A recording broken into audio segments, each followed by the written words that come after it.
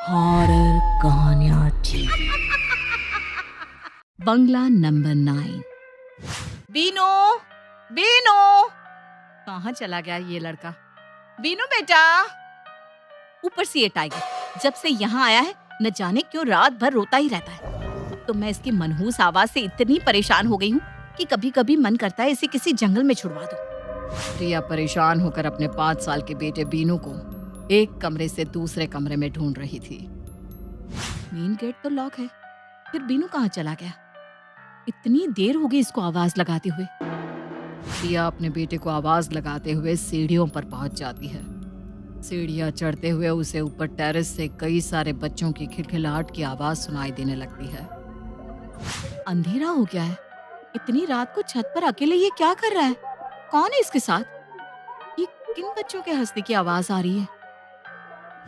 छत पर पहुंचने के बाद वो देखती है कि उसका 5 साल का बेटा बीनू छत की बाउंड्री वॉल पर खड़ा हुआ जोर जोर से हंस रहा है। बीनू, वहाँ क्या कर रहे हो तुम? अरे इतनी ऊपर तुम चढ़े कैसे? देखो हिलना नहीं, वहीं खड़े रहना, मम्मा आ रही है तुम्हारे पास। बिल्कुल मत घबराना बेटा। अकेले यहाँ क्या कर रहे थे तुम? और दीवार के ऊपर क्यों चढ़े थे बोलो? आपने मुझे नीचे क्यों उतारा? वो नाराज हो रहे हैं, जाने दो मुझे। कौन है यहाँ? मुझे तो यहाँ कोई नजर नहीं आ रहा। मम्मा वो लोग आपको देखकर छिप गए हैं। अभी तो यही थे मेरे साथ, उन्हें आपका आना अच्छा नहीं लगा। ये क्या बहकी बहकी बातें कर रहे हो? चलो नीचे, और आज के बाद अकेले ऊपर नहीं आओगे, समझे?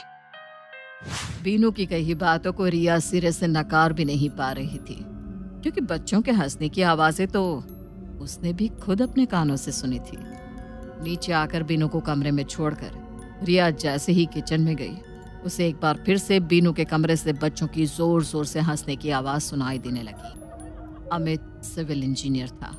हिमाचल में एक बहुत बड़े प्रोजेक्ट पर उसे काम मिला था। इसी काम के सिलसिले में वो अपना चंडीगढ़ वाला घर छोड़कर पत्नी रिया और बेटे बीनू को लेकर कंपनी के दिए हुए बंगले में शिफ्ट हो गया था। कुछ दिन बाद, अमित, ये जगह कुछ अजीब सी नहीं लगती तुम्हें? दूर दूर तक कोई इंसान नजर नहीं आता, बस बर्फ और सन्नाटा ही दिखाई देता है हर तरफ। अरे सामने का बंगला है ना, तुम दोस्ती बढ़ाओ उनसे, ठीक है? फिलहाल तो मैं चलता हूँ, बाकी बातें शाम को करते हैं। अमित के जाने के बाद रिया ने उम्मीद भरी नजर से एक बार फिर सामने वाले बंगले की तरफ देखा, लेकिन रोज की तरह अभी भी बंगले में सन्नाटा पसरा हुआ था।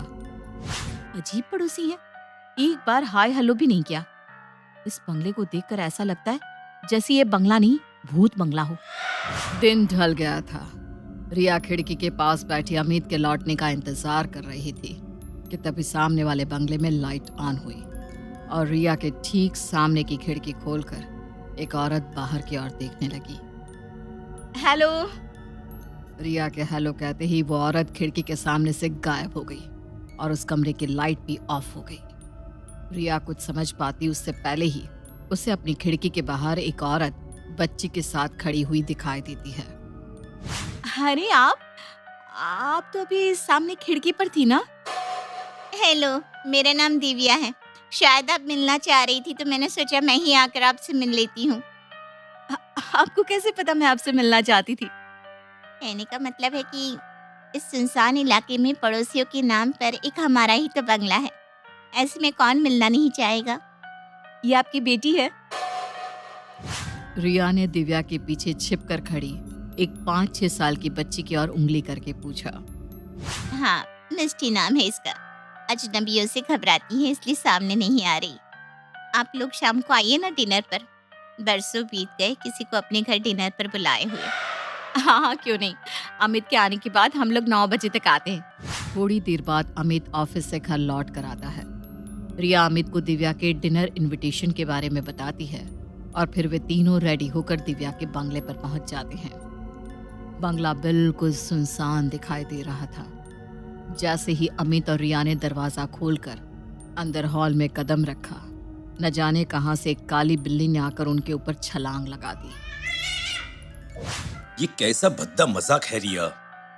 पूरे बंगले में अंधेरा है, ऊपर से यहाँ कोई दिखाई भी नहीं दे रहा, और पता नहीं कहां से इस बिल्ली ने हमारे ऊपर हमला कर दिया।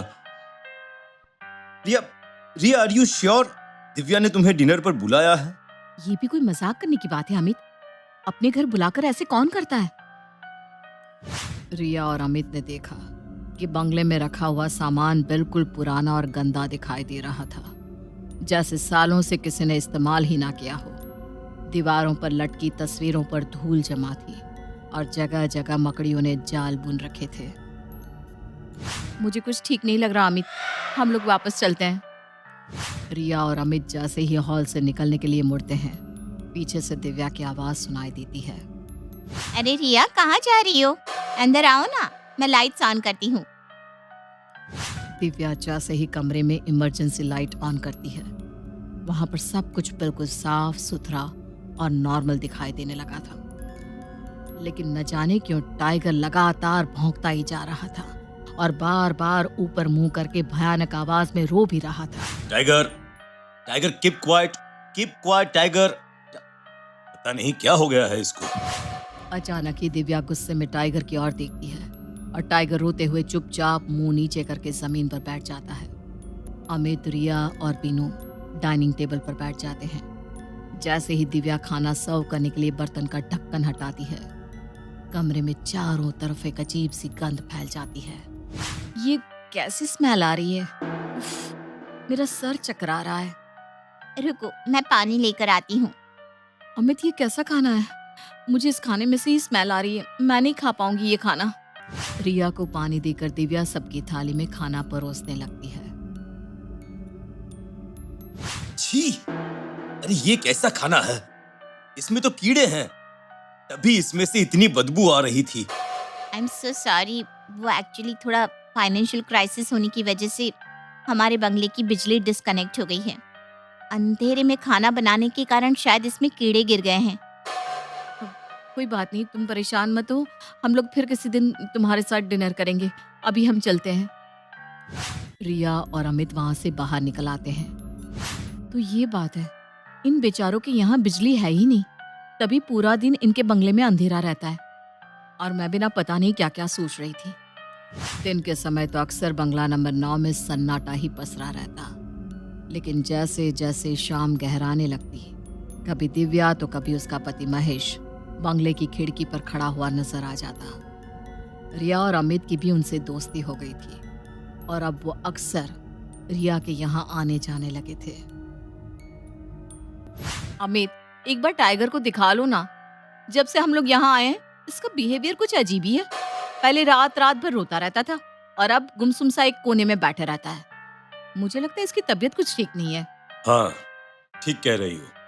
अच्छा प्रिया, तुमने बताया था ना कि दिव्या और महेश के 3 बच्चे हैं, लेकिन वो लोग जब भी हमारे घर आते हैं अकेले ही आते हैं, अपने बच्चों को लेकर क्यों नहीं आते? यहाँ तक कि पिछले 2 महीने में मैंने एक बार भी उनके बच्चे को नहीं देखा है।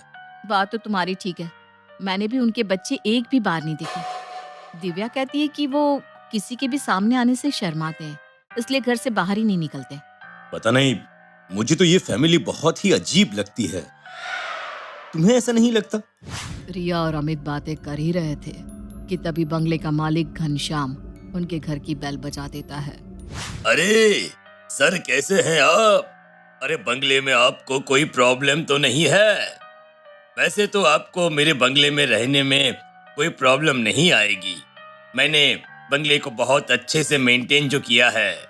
बस इस एरिया में रहने की एक ही प्रॉब्लम है कि यहाँ पर रहने वाला इंसान एकदम अकेला पड़ जाता है। अब ले देकर 2 ही बंगले हैं और उसमें भी सामने वाला बंगला बरसों से खाली पड़ा हुआ है। अरे आपसे किसने कहा कि सामने वाला बंगला खाली है? सामने तो दिव्या और महेश की फैमिली रहती है, अच्छे और मिलनसार लोग हैं। क्या नाम बताया मैडम आपने? दिव्या और महेश? अरे कोई गलतफहमी हो रही है आपको। सामने वाले बंगले में कोई नहीं रहता है मैडम। वो बंगला पिछले 12 सालों से ऐसे ही खाली पड़ा हुआ है। अरे हम बता रहे हैं ना, सामने फैमिली रहती है। आप रुकिए, मैं आपको अभी उनसे मिलवाती हूँ। अरे मैडम, जिस दिव्या और महेश की आप बात कर रही हैं ना, वो आज से 12 साल पहले इस बंगले में रहते थे। बहुत कर्ज में डूब गए थे, एक तो अकेलापन और ऊपर से लेनदारों के उलाहने। डिप्रेशन में आकर एक रात परिवार सहित आत्महत्या कर ली थी उन लोगों ने। उनके सुसाइड के बाद इस बंगले में कभी कोई रहने नहीं आया। और आप कह रही हैं कि आपने दिव्या और महेश को देखा है। मकान मालिक घनश्याम की बात सुनकर दिव्या और अमित के होश उड़ गए थे। पिछले कुछ दिनों से उनके साथ घट रही सभी अजीबोगरीब घटनाओं का उत्तर जैसे उन्हें मिल गया था। अब मुझे समझ में आया। अब समझ में आ रहा है कि बीनू क्यों ऐसा कहता था कि उसके दोस्त हमें देखकर छिप गए हैं। उसके कमरे से आती बच्चों के हंसने की आवाजें किसकी थी? दिव्या का बंगला इतना अजीब क्यों था? और वो खाना, हे भगवान, इसका मतलब इतने दिनों से हम जिनसे मिल रहे हैं वो इंसान नहीं, आत्माएं हैं। दिव्या और अमित का चेहरा डर से सफेद पड़ गया था। मकान मालिक घनश्याम पूरी कहानी सुनाकर वहां से जा चुका था। तुम बीनू को लेकर आओ, मैं गाड़ी निकालता हूँ। बीनू बेटा चलो, हमें अभी यहाँ से चलना होगा। मम्मा वो कह रहे कि अगर हम यहाँ से गए तो वो हमें मार डालेंगे। कुछ नहीं होगा बेटा, मम्मा है ना आपके पास, चलो बेटा। रिया बीनू का हाथ पकड़कर कमरे से बाहर आती है तो देखती है कि 3 भयानक शक्ल वाले बच्चे सामने खड़े होकर गुस्से में उसे घूर रहे हैं। हमारा डर ही इनकी ताकत है बेटा, डरो नहीं, चलते रहो। तभी दरवाजे पर दस्तक होती है। रिया, दरवाजा खोलो, तुम ऐसे यहाँ से नहीं जा सकती। रिया। अमित, पीछे वाले दरवाजे से बाहर चलो, हमें अभी यहाँ से निकलना होगा, जल्दी करो। अमित बेटे विनू और रिया को गाड़ी में बिठाता है और गाड़ी स्टार्ट करने लगता है। अरे ये गाड़ी स्टार्ट क्यों नहीं हो रही है रिया? मुझे बहुत डर लग रहा है। अमित बहुत कोशिश करता है लेकिन उसकी गाड़ी स्टार्ट होने का नाम ही नहीं ले रही थी। तभी आसमान में काले बादल घिराते हैं और तेज बरसात के साथ बिजली चमकने लगती है। बिजली की चमक में अमित को अपनी गाड़ी के सामने दिव्या और महेश डरावने चेहरे के साथ खड़े हुए दिखाई देते हैं। जल्दी जल्दी जल्दी अंदर चलो चलो, और मन ही मन में भगवान का नाम लेते रहो। दिव्या और महेश समझ गए हैं कि हम लोग ये घर छोड़कर जा रहे हैं और शायद वे लोग हमें यहाँ से जाने नहीं देना चाहते। रिया और अमित दौड़ते हुए वापस अपने घर के अंदर आ जाते हैं और मन ही मन भगवान बजरंगबली का स्मरण करने लगते हैं। बाहर से लगातार महेश और दिव्या के दरवाजा पीटने की आवाज सुनाई दे रही थी। पूरी रात दिव्या और महेश की आत्मा तरह तरह से उन्हें डराने की कोशिश करती रहती है, लेकिन रिया और अमित एक दूसरे का हाथ थामे लगातार हनुमान चालीसा का पाठ करते जा रहे थे, जिसके कारण वो दोनों आत्माएं उनके नजदीक नहीं आ पा रही थी। रिया और अमित के जीवन की ये सबसे कठिन रात थी। अचानक दरवाजा पीटने की आवाज बंद हो जाती है। रिया देखती है कि उनकी घड़ी में सुबह 4 बजे का अलार्म बज रहा है।